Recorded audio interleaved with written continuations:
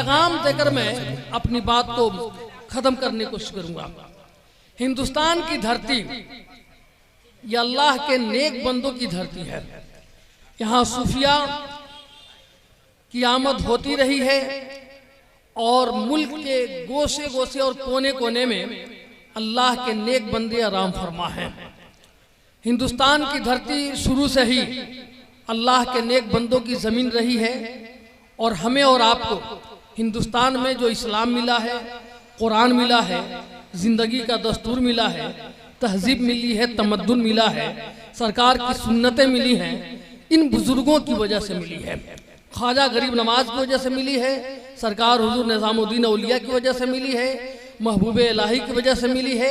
मुल्क के गोशे गोशे में अल्लाह तबारक तआला ने अपने महबूबीन का काफिला भेजा है और ये मुल्क की हैसियत से इम्तियाजी शान रखता है। ये भारत में अताए रसूल भी हैं और इनकी वजह से हमें बहुत कुछ हासिल हुआ है इस मुल्क में, वरना हिंदुस्तान की धरती पर हमारी हुकूमत भी रही है। तकरीबन 750 साल तक मुगलिया दौर की हुकूमत रही, लेकिन उन बादशाहों ने हमें क्या दिया? बादशाहों ने हमें ताजमहल दिया, लाल किला दिया, कुतुब मीनार दिया और वो इमारतें बनाते गए, लेकिन उनकी फिक्र इस जानिब नहीं आई कि कौम को कुछ दे सकते। आज उनकी तामीर करदा इमारतों से हमें कुछ फायदा होने वाला नहीं और ना हो रहा है। ना ताजमहल से आपको कुछ मिल रहा है, ना लाल किले से आपको कुछ मिल रहा है। जिस वक्त दुनिया एक्सपोर्ट यूनिवर्सिटी बना रही थी ना, हमारे बादशाह उस वक्त ताजमहल की तामीर कर रहे थे। काश ये लोग अपनी मिल्लत के लिए, अपनी कौम के लिए कुछ यूनिवर्सिटीज, कुछ कॉलेजेस बना दिए होते तो आज हमारी कौम की ये बुरी हालत नहीं होती। ये तो कुर्बान जाइए इन खानकाहों का, पर इन खानकाहों पे कुर्बान जाइए। इन खानकाहों ने हमारे मजहबी तशख़्ख़ुस को भी बरकरार रखा और हमें इल्म से भी आरास्ता किया, हमें तहजीब की दौलत से भी आरास्ता किया और काल अल्लाह और काल रसूल की सदाएं इन खानकाहों से गुजरती रही। इन खानकाहों ने इस्लाम को भी बढ़ावा दिया है, मुसलमानों के अंदर नबी की सुन्नत भी पैदा की है और तहजीब और तमद्दुन के जेवर से कौम को आरास्ता भी किया है। ये खानकाहें अगर उस दौर में नहीं होती, ये सूफिया नहीं होते, ये बुजुर्गाने दीन नहीं होते, तो हमारे बादशाह तो महलों में गुम होकर रह जाते और हमारे लिए कुछ न कर सके। आज भी दीन और मजहब और सरवरे कौनैन सल्लल्लाहु अलैहि वसल्लम का पैगाम सबसे ज्यादा अगर दुनिया में नष्ट हो रहा है तो इन खानकाहों की वजह से हो रहा है। हाँ, कुछ खानकाहें ऐसी हैं जो मिशन से हट गई हैं, मकसद से हट गई हैं, लेकिन सच्चाई यही है कि इन्हीं खानकाहों ने कौम को मुजद्दिद तक दिया है। इन खानकाहों ने कौम को मुफस्सिर दिया है। इन खानकाहों ने कौम को बहुत बड़े बड़े मुसन्निफीन दिया, राइटर्स दिए। इस खानकाह ने कौम को वकील भी दिए, जज भी दिए और आज अल्हम्दुलिल्लाह खानकाह मरहरा शरीफ में ऐसी ऐसी तालीम गाहें मौजूद हैं जहां से मिल्लत के बच्चों को IAS और IPS बनाया जा रहा है। तो इन खानकाहों के तकद्दुस और इनके मेयार को सरफे नजर करना मुश्किल ही नहीं, बहुत दुश्वारपूर्ण है। लेकिन इन खानकाहों से जो पैगाम नस्ल हो रहा है, आज हम उन पैगामात पर अमल नहीं कर पा रहे। हमारी जिंदगी उर्स में जाकर मजार शरीफ पर चादर चढ़ाना, फातिहा पढ़ना, मिठाई तकसीम करना, मेले में घूमने के अलावा कुछ भी नहीं है। काश हम इन अल्लाह के नेक बंदों की जिंदगी से कुछ सबक हासिल करते, इनके किरदार को अपनी जिंदगी में दाखिल करने की कोशिश करते। जो पैगाम इन्होंने पेश किया उन पैगामात पर हमारा अमल होता। आखिर क्या वजह है? बहुत ज्यादा ऐलान नहीं होता है, लेकिन आपकी भीड़ जमा हो जाती है। आज हम गए थे अभी जाड़े में सरकारे सुरकाही अली रहमा का उर्स होता है ना, कोई ऐलान नहीं, कोई पोस्टर नहीं, लेकिन पैदल चलना पड़ता है 6-6 किलोमीटर। वजह क्या है? इन्होंने अपनी जिंदगी को अल्लाह की इबादत और मुस्तफ़ा की अताअत में इस कदर गुजारी है, इसके रसूल और इसके अल्लाह की भट्टी में इस तरह जलाकर ज्वालामुखी बना दिया है कि जमीन के ऊपर थे तो भी अल्लाह ताला के बंदों की भीड़ लगी रहती थी। आज जमीन के अंदर चले गए हैं तो भी मखलूक खुदा की भीड़ लग रही है।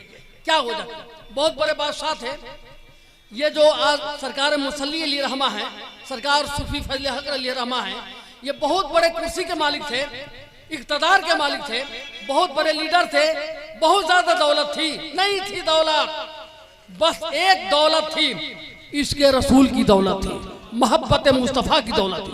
और ये वो दौलत है ना मरने नहीं देती, ये वो दौलत है जो इंसानों को मिटने नहीं देती। ये दौलत अगर पैदा हो गई तो इंसान तारीख की पेशानी पर झूमर बन करके हमेशा चमकता रहता है। जमाना गुजर जाएगा लेकिन की मोहब्बत आपके दिलों में रहेगी, इसलिए कि जो खुद को फना फिल्लाह कर देता है अल्लाह ताला आम बंदों के दिलों में उसकी मोहब्बत को दाखिल फरमा देता है। अब जमीन पे रहे तो भी मोहब्बत होगी, जमीन के अंदर रहे तो भी मोहब्बत होगी। लेकिन क्या वजह है, इनकी सीरत सरकार की सुन्नत के हिसाब से गुजरी और मिल रही है, और इनकी जिंदगी का हर दिन आप पढ़ेंगे तो महसूस होगा कि सुन्नत सरकार मदीना के खिलाफ जिंदगी का कोई अमल है ही नहीं। लेकिन आज अगर हम इनके उर्स में आए हैं तो हमें भी कुछ पैगाम मिलना चाहिए। आप गौसे पाक रज़ियल्लाहु ताला अन्हो का यह महीना है और उनकी कई महफिलों में आपने शिरकत की होगी। एक बात मैं आपको सिर्फ बताना चाह रहा हूं, वो पढ़ने के लिए अपनी माँ से बोले कि मैं जाना चाह रहा हूं, तो माँ ने क्या कहा था, बेटा जा। और माँ को इल्म था कि ये आखिरी मुलाकात है। माँ बोली कि बेटा जा तो रहे हो लेकिन इसके बाद हमारी और तुम्हारी मुलाकात कयामत से पहले नहीं होगी। क्या था, इल्म और इल्म रसूल से वो उनसियत थी, उन्हें वो मोहब्बत थी कि इल्म हासिल करने के लिए माँ भेज रही है, ये जानते हुए कि अब जो मुलाकात होगी वो कयामत से पहले नहीं होने वाली है। खानकाहों ने इल्म दिया है और आज भी खानकाहों से इल्म मिल रहा है, लेकिन आज हमारा इल्म कहां चला गया, हमारी तालीम का हाल क्या है, हमारे बच्चे कितना पढ़ रहे हैं, ये सोचने वाली बात है। हम गौसे पाक रज़ियल्लाहु ताला अन्हु के नाम का लंगर तो चलाते हैं, महफिल चलाते हैं, लेकिन उनके पैगामात पर अमल हमारा नहीं है। जिस वक्त सरकार मदीना सल्लल्लाहु अलैहि वसल्लम ने मक्का में पहला ऐलान किया था अपने नबी होने का, खुदा के एक होने का, सिर्फ 11 लोग ऐसे थे जो पढ़ना लिखना जानते थे मक्का और मदीना में। लेकिन 23 साल के बाद जब आखिरी पैगाम मेरे आका ने जबल रहमत से दिया था तो 1,24,000 इंसानों की जबान पर था ला इलाहा इल्लल्लाह मुहम्मद रसूलुल्लाह। लोग पढ़ना लिखना जानते थे। 23 सालों के बाद 1,24,000 इंसान पढ़ना लिखना सीख गए।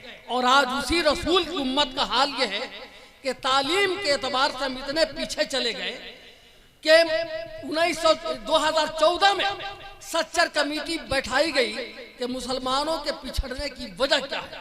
कमेटी ने जो रिपोर्ट पेश की, रिपोर्ट में यह कहा गया था कि मुसलमानों का इल्म से रिश्ता धीरे धीरे खत्म होता जा रहा है, जिसकी वजह से ये बहुत बैक चले गए, पीछे चले गए।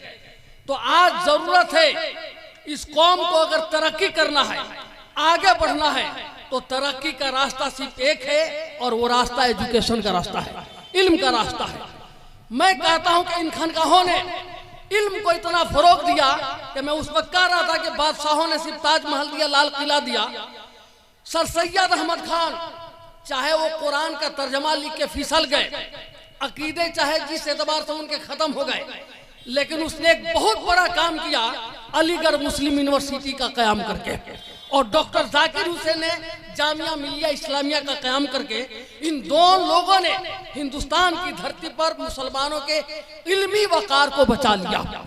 और उसके बाद कुछ देखा जाए तो कुछ नजर नहीं आ रहा। इसलिए आज के हद में जरूरत इस बात की है कि हमारी ये सूफिया, ये हमारे बुजुर्गान दीन हमें इल्म भी दिए, अखलाक भी दिए और सरवरे कौनैन की सुन्नतों से हमारी जिंदगी को आरास्ता भी किया। इन खानकाहों ने बड़े बड़े इंसान बनाए हैं, तो आज इन खानकाहों में आइए आप, तो दुआ कीजिए कि मौला इस खानकाह का फैज ऐसा अता फरमा कि हम अपने मुल्क के लिए भी कामयाब हो सकें, समाज के लिए भी कामयाब हो सकें और दुनिया हमें देखकर नबी का गुलाम कह सके। तो हमारा ना किरदार वैसा है, ना एजुकेशन वैसा है। मैं बस ये पैगाम आपको देना चाहता हूँ कि आज इन खानकाहों से आइए तो आप मज़ार पे चादर चढ़ाइए ना चढ़ाइए, अगर इनको खुश करना है तो इनके किरदार को जिंदगी में दाखिल करने की कोशिश कीजिए। किरदार कैसे संवरेगा? आज इस ठंडी के मौसम में आप इन पर 500 रुपए की चादर न चढ़ा करके 50 रुपए की भी चादर चढ़ा देंगे तो बात बन जाएगी, नहीं भी चढ़ाएंगे तो बात बन सकती है, लेकिन वो 500 रुपए की चादर खरीद कर एक गरीब के बदन पे डाल देंगे ना तो साहब मजार भी मुस्कुरा उठेंगे और अल्लाह की रहमत भी आप पे मुस्कुरा उठेगी। सुभान अल्लाह, सुभान अल्लाह। ये वो काम कीजिए जिस काम से इनका भी मजार लोगों के लिए मर्जा बने और आवाम इंतजार करे कि इनका उर्स कब होगा, कि हजरत के उर्स में इनके चाहने वाले इन पर नहीं गरीबों पे चादर चढ़ाया करते हैं। तो ऐसा कुछ काम किया जाए। और मेरी बात ये सुने आप, इन खानकाहों ने सबसे ज्यादा जोर दिया है तहजीब पर, तमद्दुन पर और इल्म पर। तो आज हमारा रिश्ता अगर इल्म से फिर से मजबूत हो जाता है तो दुनिया में हम भी शान से जी सकते हैं, और ना हम कुचले जा रहे हैं। यही हमारी हालत है। आज मुझे बहुत खुशी हुई है कि हमारे जानने वाले 2 लड़के बीपीएससी के पीटी निकाले हैं। मैंने कोशिश की और हज भवन में वो मेंस की तैयारी के लिए उनका एडमिशन हो गया। अल्लाह करे कि वो कल होकर IAS IPS बन सके। तो जरूरत इस बात की है कि आप एजुकेशन के रूट में आइए। हम जिस नबी के कलमा पढ़ते हैं ना, उन पर कुरान की जो पहली आयत नाजिल हुई वो एजुकेशन से रिलेटेड है, तालीम से। इक़रा बिस्मि रब्बिकल लज़ी पढ़िए, पहली आयत कुरान की नाजिल हो रही है, वो तालीम से, शिक्षा से रिलेटेड है। और उसी रसूल की उम्मत अगर पढ़ी लिखी ना हो तो वक्त का सबसे बड़ा अलमिया है, सबसे बड़ा हादसा है। आपका बेटा IAS बन सकता है, IPS बन सकता है, वकील बन सकता है, इंजीनियर बन सकता है, जज बन सकता है, लेकिन आप क्या सोचते हैं उसके बारे में? आपने ये सोच लिया है कि बस मैं कुछ नहीं था, हमारी औलाद भी कुछ न बने। नहीं, जहन में टारगेट लीजिए। और आप कंट्रोल करना चाहते हैं ना, तो 8 साल से लेके 18 साल तक की उम्र में तक जो इंसान, जो माँ बाप अपनी औलाद को संभाल ले, उसका बच्चा कुछ न कुछ जरूर बन जाएगा। यही उम्र है बनने की और यही उम्र है बिगड़ने की। आपने देखा शोएब आफ्ताब नाम का एक लड़का, हमारी जमात का, हमारी कौम का, नीट के एग्जाम में 100% नंबर लेकर आया, 720। अखबार के हर पन्ने पर उसकी तस्वीर छपी थी। पूछा गया इतना बड़ा काम तुमने कैसे किया? हिंदुस्तान की आजादी के बाद इतना नंबर आज तक नीट के एग्जाम में कोई नहीं लेकर आया, तुम कैसे लाए?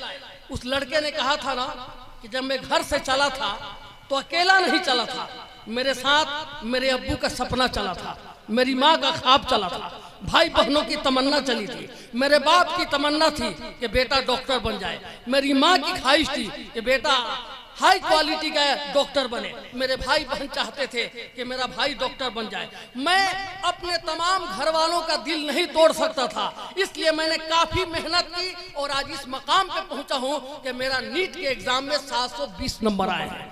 अब उस बच्चे के साथ क्या होगा? हिंदुस्तान की सरकार, भारत सरकार, जहां वो पढ़ना चाहेगा, चाहे ऑक्सफोर्ड यूनिवर्सिटी में जाए, चाहे जहां जाए, यहाँ की गवर्नमेंट उसे पैसा देगी, पैसा, वो डॉक्टर बनकर आएगा। और जब डॉक्टर बनकर आएगा ना शोएब आफ्ताब, तो उसके लिए एम्स का दरवाजा खुला रहेगा, राम मनोहर लोहिया का दरवाजा खुला रहेगा, PMCH का दरवाजा खुला रहेगा। अभी बिलाल नाम करके एक बिहार का लड़का टॉप किया है ना नीट के एग्जाम में, 600 मुस्लिम बेटियां, 600 मुस्लिम बेटियां इस बार बिहार में नीट के एग्जाम में कामयाब हुई हैं। तो जो पढ़ रहे हैं ना, मंजिल उनके कदमों पे नजर आ रही है। अगर आप चाहते हैं कि इस मुल्क में, पूरी दुनिया में आपका तशख़्ख़ुस बरकरार रहे, तो अपना रिश्ता इल्म से मजबूत कीजिए। अफसोस हो रहा है हमें, अभी माजी प्रखंड में उर्दू की इतनी सीट वैकेंट है, खाली है, कि वहां सर्विस करने वाला कोई मुसलमान नहीं नजर आ रहा है। अलमिया है ना, हादसा है। वजह क्या है कि हमारे बच्चों ने अपना रिश्ता उर्दू जबान से तोड़ दिया। सारी नौकरी उर्दू जबान में है, बिहार की दूसरी जबान उर्दू जबान है, सरकारी जबान।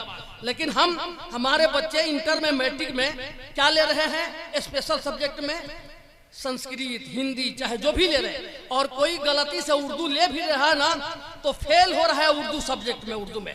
लेकिन मैं जाता हूँ इम्तिहान लेने के लिए कापी जांच वगैरह में, तो मैं देख रहा हूँ कि हमारी कौम के बच्चे का जा रहे हैं।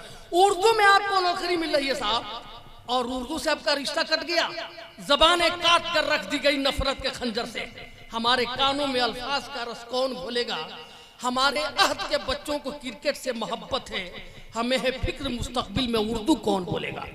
आपकी तहजीब है उर्दू, आपकी शनाख्त है उर्दू, आपका तमद्दुन है उर्दू, आपकी दुनिया से रिलेटेड जितनी किताबें हैं सबका सही तर्जमा अगर किसी जबान में मिलेगा तो उर्दू जबान में मिलेगा। हिंदुस्तान की सकाफत जमीन पे आ जाएगी अगर उर्दू जबान को खत्म कर दी जाए। लेकिन मुसलमान अपनी जबान को छोड़ दिया, अपनी तहजीब को छोड़ दिया। अब हमारे बच्चों की जबान पर शीन और काफ की तमीज खत्म हो गई, हमने अपना रिश्ता कमजोर कर लिया। इसलिए मुसलमानों में आपसे रिक्वेस्ट करूंगा, आप अपने बच्चों को उर्दू से जोड़िए, इसलिए कि जिस रियासत में आप रहते हैं आपके बच्चों की नौकरी उर्दू जबान ही में है। मैं उर्दू जबान ही से MA किया, B.Ed किया, मैं सरकारी स्कूल का टीचर हूँ, और अभी जानते हैं मैं मदरसे का स्टूडेंट हूँ। और मैं जब पढ़ के आया ना सोफिया से, राजेंद्र कॉलेज में MA में टॉप किया, मैं B.Ed किया राजेंद्र कॉलेज से, JP यूनिवर्सिटी से, उसमें भी मैं टॉप आया था। और जानते हैं अभी अकेला आदमी हूँ मैं, अकेला मदरसा का पढ़ा हुआ, पूरे जिला छपरा में बिहार स्टाफ सिलेक्शन कमीशन का अकेला मेरा रिजल्ट आया था फाइनल में।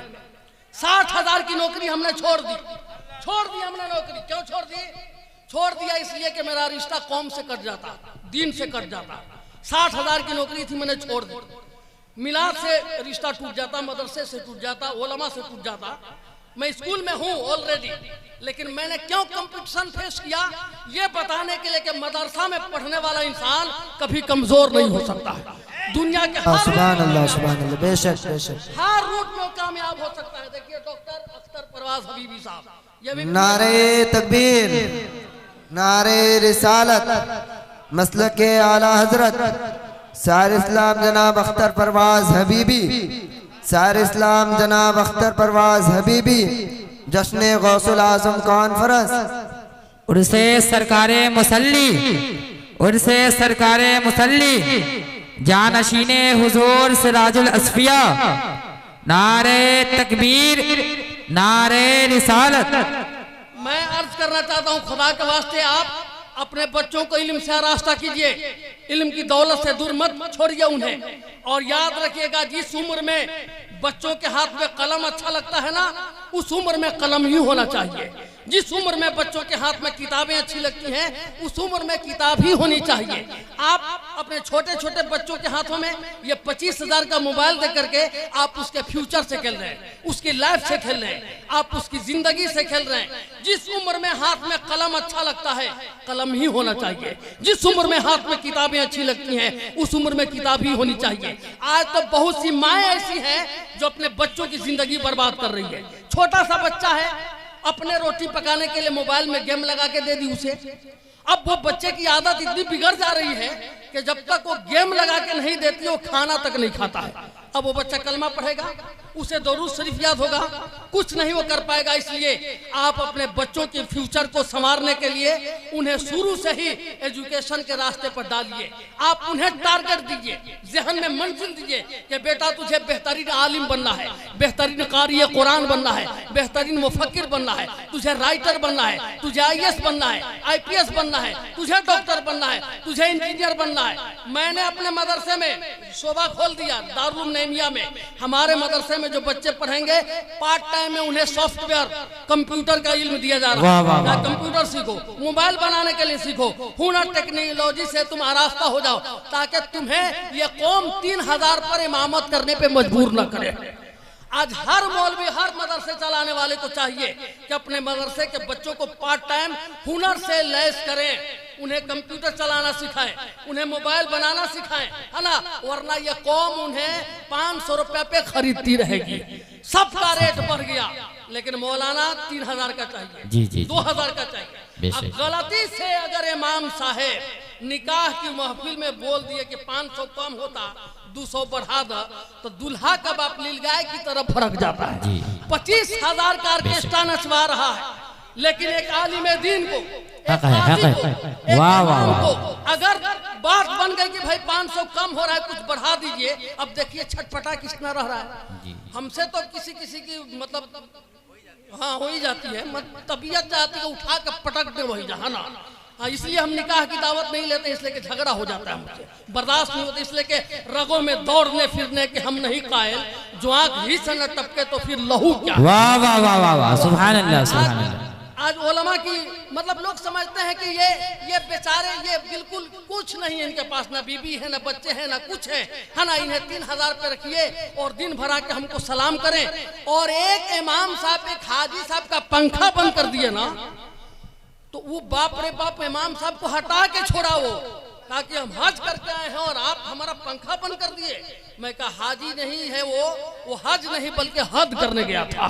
तो अर्ज ये करना है कि आप मौलाना शमशाद साहब किबला भी मदरसे को थोड़ा सा हाई लेवल पर ले जाइए, बच्चों को हाफिज कुरान भी बनाइए, हुनर से भी आरास्ता कीजिए। आज इस अहद में एक इमाम को भी चाहिए कि खुद मुख्तार बनकर जिंदगी गुजारे, कौम का मोहताज बनकर न गुजारे। और कोई भी मौलाना आप भी चार्ज कीजिए इन लोगों से। जिस बारात में ऑर्केस्ट्रा हो, 50 गो स्कॉर्पियो आ रहा हो, आप उसे कहिए कि हम भी 2500 रुपया लेंगे तो निकाह पर। लेकिन अगर आप कह दीजिएगा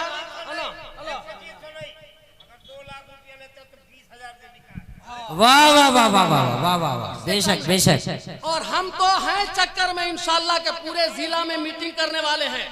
अब वक्त आएगा, वो अभी एक बहुत बड़ी कॉन्फ्रेंस होने वाली है, तहरीके बेदारी कॉन्फ्रेंस।